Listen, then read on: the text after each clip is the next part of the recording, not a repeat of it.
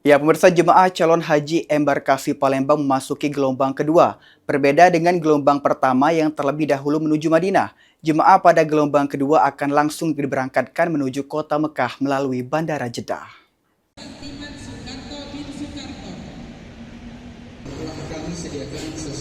Jemaah calon haji kloter 11 yang menjadi kloter pertama gelombang 2 mulai memasuki asrama haji embarkasi Palembang. Total sebanyak 445 jemaah berasal dari Kota Palembang, Kabupaten Oku, Oku Selatan, dan 4 jemaah dari Kabupaten Lahad. Wakil Ketua Petugas Penyelenggara Ibadah Haji Embarkasi Palembang, Hozinul Asror Amir, mengatakan, hingga kini Embarkasi Palembang telah memberangkatkan 4.423 jemaah dari kloter 1 hingga 10. Pada gelombang kedua ini, jemaah akan langsung mendarat di Jeddah dan menuju Mekah. Para jemaah juga telah diarahkan menggunakan kain ihram sejak dari embarkasi Palembang.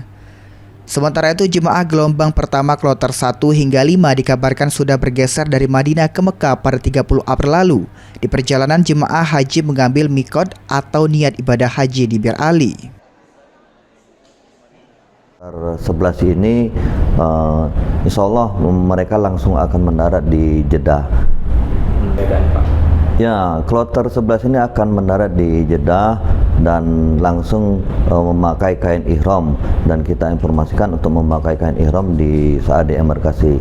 Nanti saat melintasi Yalamlam mereka dapat ngambil mikot ataupun sampai saat tiba di bandara di Jeddah. Salah satu jemaah asal Oku, Sri Yuniarti, mengaku telah menjaga kesehatan dan berolahraga untuk persiapan menjalankan ibadah haji. Informasinya kalau wanita langsung pakai ihram, mungkin langsung pakai ihram semua dari sini.